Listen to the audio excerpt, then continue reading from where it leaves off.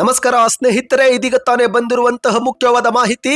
ಬಾಕಿ ಕಂತು ಜಮಾ, ಹಳೆಯ ಕಂತುಗಳು ಕೂಡ ಹಾಕುವುದಾಗಿ ಸಿಎಂ ಸಿದ್ದರಾಮಯ್ಯನವರ ಘೋಷಣೆ. ಫೆಬ್ರವರಿ ಮತ್ತು ಮಾರ್ಚ್ ತಿಂಗಳ 4,000 ರೂಪಾಯಿ ಬಿಡುಗಡೆ. ಎಲ್ಲ ಮಾಹಿತಿ ಬಂದಿವೆ ಸ್ನೇಹಿತರೆ. ಮತ್ತೊಂದೆಡೆಯಲ್ಲಿ 5,000 ಕೋಟಿ ರೂಪಾಯಿ ಹಣ ಜಮಾ ಆಗಿಲ್ಲವೆಂದ್ರೆ ಎಲ್ಲಿ ಹೋಯಿತು ಎಂದು ಆರ್ಥಿಕ ಇಲಾಖೆಗೆ ಆರೋಶಕ್ ಅವರು ಪತ್ರ ಬರೆದು ಪ್ರಶ್ನೆ ಮಾಡಿದ್ದಾರೆ. ಮತ್ತೊಂದೆಡೆಯಲ್ಲಿ ಸಿದ್ದರಾಮಯ್ಯ ಅಧಿಕಾರ ಕೊಡಲ್ಲ, ಡಿಕೆ ಶಿವಕುಮಾರ್ ದೇವಸ್ಥಾನ ಬಿಡಲ್ಲ ಎಂದು ಮಾಧ್ಯಮಗಳ ಮುಂದೆ ಆರೋಶಕ್ ಅವರು ವ್ಯಂಗ್ಯವಾಡಿದ್ದಾರೆ. ಎಲ್ಲ ಮಾಹಿತಿ ನೋಡೋಣ ಸ್ನೇಹಿತರೆ. ಬಿಪಿಎಲ್ ಕಾರ್ಡ್ ಕುರಿತಂತೆ ಆಹಾರ ಸಚಿವ ಕೆಎಚ್ ಮುನಿಯಪ್ಪನವರಿಂದ ಮುಖ್ಯವಾದ ಮಾಹಿತಿ. ಅರ್ಜಿ ಹಾಕಿದ್ರೆ 15 ದಿನದಲ್ಲಿ ಬಿಪಿಎಲ್ ಕಾರ್ಡ್ ವಿತರಣೆ. ಏನಿದು ಮಾಹಿತಿ ಎಂಬುದನ್ನು ಕೂಡ ಡೀಟೇಲ್ ಆಗಿ ನೋಡೋಣ. ಇನ್ನು ರಾಜ್ಯದ 1,44,000 ಗೃಹಲಕ್ಷ್ಮಿ ಫಲಾನುಭವಿಗಳ ಬ್ಯಾಂಕ್ ಖಾತೆಯಿಂದ 68 ಲಕ್ಷ ಹಣವನ್ನ ವಾಪಸ್ ಹಿಂಪಡೆಯುವುದಾಗಿ ಎಚ್.ಎಂ. ರೇವಣ್ಣ ಅವರು ಹೇಳಿಕೆ ಕೊಟ್ಟಿದ್ದಾರೆ. ಯಾಕೆ ಎಂಬುದನ್ನು ಕೂಡ ವಿಡಿಯೋದಲ್ಲಿ ನೋಡೋಣ ಸ್ನೇಹಿತರೆ. ಮತ್ತೊಂದಡಿಯಲ್ಲಿ ಚಿನ್ನದ ಬೆಲೆ ಮತ್ತೆ ಗಗನಕ್ಕೇರುತ್ತಿದೆ. ಒಂದೇ ದಿನ 3,200 ರೂಪಾಯಿ ಏರಿಕೆ. ಚಿನ್ನ ಮತ್ತು ಬೆಳ್ಳಿ ಖರೀದಿ ಮಾಡಲು, ಹೂಡಿಕೆ ಮಾಡಲು ಯೋಚಿಸುತ್ತಿದ್ರೆ ಈ ಮಾಹಿತಿ ಪೂರ್ತಿ ನೋಡಿ. ಎಲ್ಲ ಮಾಹಿತಿಗಳನ್ನ ನೋಡೋಕ್ಕಿಂತ ಮೊದಲು ನೀವು ನಮ್ಮ ಚಾನಲ್ಗೆ ಮೊದಲು ಬಾರಿ ಭೇಟಿ ಕೊಡುತ್ತಿದ್ರೆ ದಯವಿಟ್ಟು ಸಬ್ಸ್ಕ್ರೈಬ್ ಆಗಿ, ಪಕ್ಕದಲ್ಲಿ ಕಾಣಿಸೋ ಗಂಟೆ ಒತ್ತಿ. ಇದರಿಂದ ನಾವು ಹಾಕುವಂತಹ ರಾಜ್ಯದ ಎಲ್ಲ ಮಾಹಿತಿಗಳು ನಿಮಗೆ ಮೊದಲು ಸಿಗುತ್ತವೆ. ವಿಡಿಯೋಗೆ ಲೈಕ್ ಮಾಡಿ ಮತ್ತು ಈ ಮಾಹಿತಿ ಪೂರ್ತಿಯಾಗಿ ನೋಡಿ. ಬನ್ನಿ ಸ್ನೇಹಿತರೆ, ಎಲ್ಲ ಮುಖ್ಯವಾದ ಮಾಹಿತಿಗಳನ್ನು ಡೀಟೇಲ್ ಆಗಿ ನೋಡೋಣ. ನೀವು ಕೂಡ ಗೃಹಲಕ್ಷ್ಮಿ ಯೋಜನೆ ಫಲಾನುಭವಿಗಳಾಗಿದ್ದರೆ ನಿಮ್ಮ ಬ್ಯಾಂಕ್ ಖಾತೆಗೆ ಕೊನೆಯ ಕಂತು ಯಾವ ತಿಂಗಳಲ್ಲಿ ಜಮಾ ಆಗಿದೆ ಎಂಬುದನ್ನ ಕಮೆಂಟ್ ಮಾಡಿ. ಹೌದು ಸ್ನೇಹಿತರೆ, ಲಕ್ಷಾಂತರ ಫಲಾನುಭವಿಗಳಿಗೆ 3-4 ತಿಂಗಳಿನಿಂದ ಹಣ ಜಮಾವಾಗಿಲ್ಲ. ಇನ್ನು ಇತ್ತೀಚೆಗೆ ಸದನದಲ್ಲಿ ಬಿಜೆಪಿ ನಾಯಕರು 2025ರ ಫೆಬ್ರವರಿ ಮತ್ತು ಮಾರ್ಚ್ ತಿಂಗಳ 4,000 ರೂಪಾಯಿ ಕೂಡ ಮಹಿಳೆಯರಿಗೆ ಕೊಟ್ಟಿಲ್ಲ ಎಂಬುದನ್ನ ದಾಖಲೆಗಳ ಸಮೇತ ಸಾಬೀತು ಮಾಡಿದ್ದಾರೆ. ಅಷ್ಟು ಮಾತ್ರವಲ್ಲ, ಲಕ್ಷ್ಮೀ ಹೆಬ್ಬಾಳ್ಕರ್ ಅವರು ತಪ್ಪು ಮಾಹಿತಿ ನೀಡಿದ್ದಾರೆ, ಸದನದ ದಾರಿ ತಪ್ಪಿಸಿದ್ದಾರೆ ಎಂದೆಲ್ಲ ಬಿಜೆಪಿ ನಾಯಕರು ಸರ್ಕಾರದ ವಿರುದ್ಧ ಆಕ್ರೋಶ ಹೊರಹಾಕಿದ್ದು, ಈ ಎಲ್ಲ ಆರೋಪಕ್ಕೆ ಮುಖ್ಯಮಂತ್ರಿ ಅವರು ಇದೀಗ ಪ್ರತಿಕ್ರಿಯೆ ಕೊಟ್ಟಿದ್ದಾರೆ. ಹೌದು ಸ್ನೇಹಿತರೆ, ಮೈಸೂರಲ್ಲಿ ಸಿಎಂ ಸಿದ್ದರಾಮಯ್ಯನವರು ಮಾಧ್ಯಮಗಳ ಮುಂದೆ ಮಾತನಾಡಿ ಗೃಹಲಕ್ಷ್ಮಿಯರಿಗೆ ಬಾಕಿ ಕಂತು ಹಾಕುವುದಾಗಿ ಭರವಸೆ ಕೊಟ್ಟಿದ್ದಾರೆ.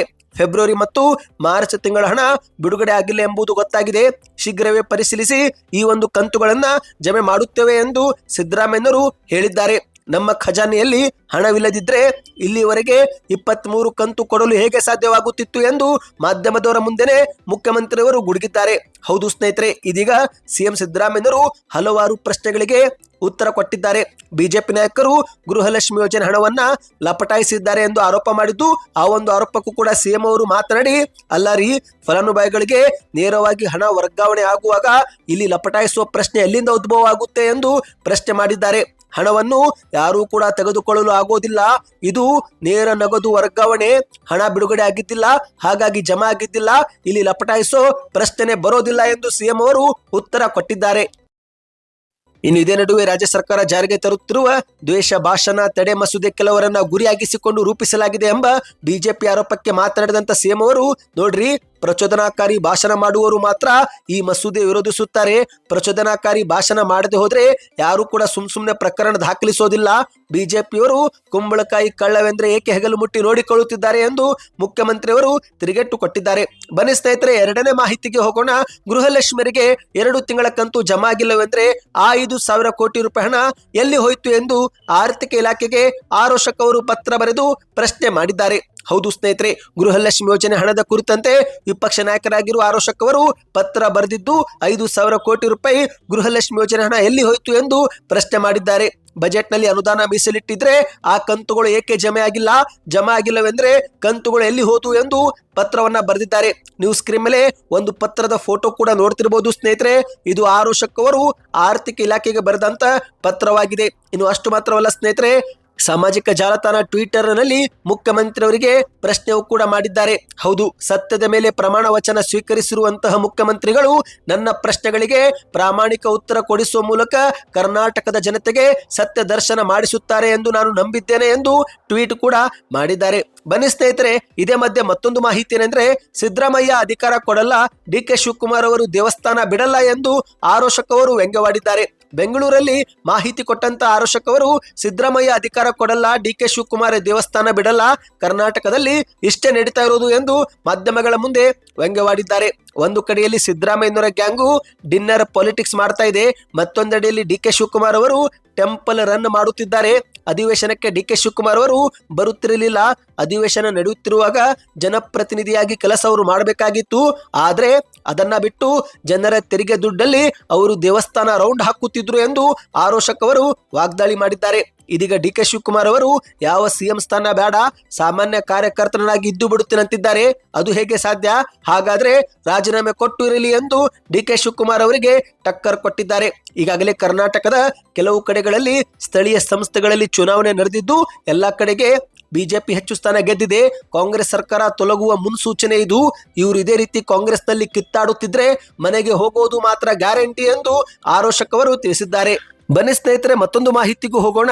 ಇದೀಗ ಹೊಸದಾಗಿ ಅರ್ಜಿ ಹಾಕಿದ್ರೆ 15 ದಿನದಲ್ಲಿ ಬಿಪಿಎಲ್ ಕಾರ್ಡ್ ವಿತರಣೆ ಮಾಡುವ ಬಗ್ಗೆ ಆಹಾರ ಸಚಿವ ಕೆ ಎಚ್ ಮುನಿಯಪ್ಪನವರು ಬೆಂಗಳೂರಲ್ಲಿ ತಿಳಿಸಿದ್ದಾರೆ. ಹೌದು, ನಿಮಗೆ ಗೊತ್ತಿರಬಹುದು ಸ್ನೇಹಿತರೆ, ಈಗಾಗಲೇ ಕರ್ನಾಟಕ ಸರ್ಕಾರ 12ರ ಬಿಪಿಎಲ್ ಕಾರ್ಡ್ ಅನ್ನ ರದ್ದು ಮಾಡುತ್ತಿದೆ. ಸರಿಸುಮಾರು 10 ಲಕ್ಷಕ್ಕೂ ಅಧಿಕ ಬಿಪಿಎಲ್ ಕಾರ್ಡ್ ಎಪಿಎಲ್ ಕಾರ್ಡ್ಗೆ ಇದೇ ಒಂದು ಸಮಯದಲ್ಲಿ ಶಿಫ್ಟ್ ಆಗುವ ಸಾಧ್ಯತೆ ಇದೆ.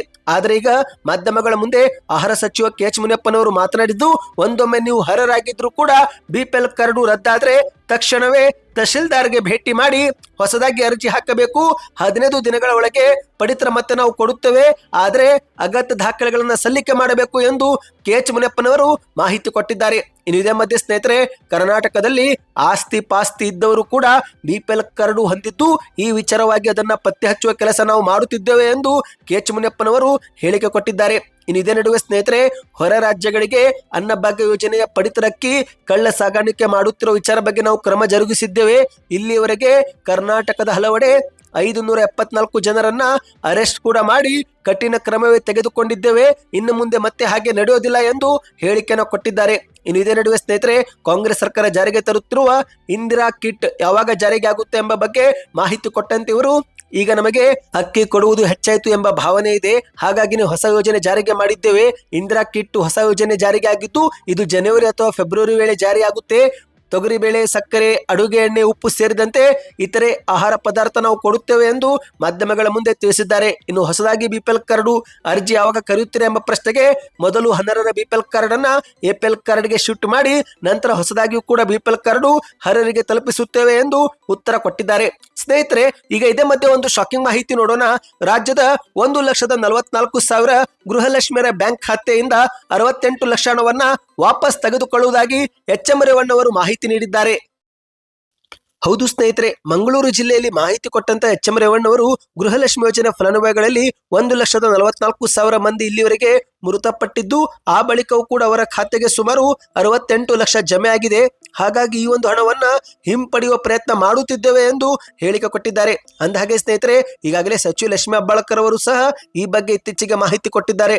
ಸತ್ತವರ ಬ್ಯಾಂಕ್ ಖಾತೆಗೆ ಗೃಹಲಕ್ಷ್ಮಿ ಯೋಜನೆ ಹಣ ಜಮಾ ಆಗಿದ್ರೆ ಆಯಾ ಬ್ಯಾಂಕಿನವರಿಗೇನೆ ಹಣ ವಾಪಸ್ ಪಡೆದುಕೊಳ್ಳುವ ಬಗ್ಗೆ ಸೂಚನೆ ಕೊಟ್ಟಿದ್ದೇವೆ ಎಂದು ಹೇಳಿಕೆಯನ್ನು ನೀಡಿದ್ದು, ಈಗ ಇದೇ ಮಧ್ಯೆ ಎಚ್ ಎಂ ರೇವಣ್ಣವರು ಸಹ ಮೃತಪಟ್ಟ ಗೃಹಲಕ್ಷ್ಮಿಯರ ಬ್ಯಾಂಕ್ ಖಾತೆಯಿಂದ ಹಣ ಹಿಂಪಡೆದುಕೊಳ್ಳುವ ಬಗ್ಗೆ ಮಾಹಿತಿ ನೀಡಿದ್ದಾರೆ. ನೇರ ನಗದು ಪಾವತಿ ವ್ಯವಸ್ಥೆ ಆಗಿರುವುದರಿಂದ ಫಲಾನುಭವಿಗಳು ಮೃತಪಟ್ಟ ಬಳಿಕವೂ ಅವರ ಖಾತೆಗೆ ಹಣ ಜಮಾ ಆಗಿದೆ. ಆದರೆ ಈ ಒಂದು ಹಣ ಜನರದ್ದು, ಹಾಗಾಗಿ ಅದನ್ನ ಹಿಂಪಡೆಯಲು ಪ್ರಯತ್ನ ಮಾಡುತ್ತಿದ್ದೇವೆ ಎಂದು ಮಾಧ್ಯಮಗಳ ಮುಂದೆ ತಿಳಿಸಿದ್ದಾರೆ.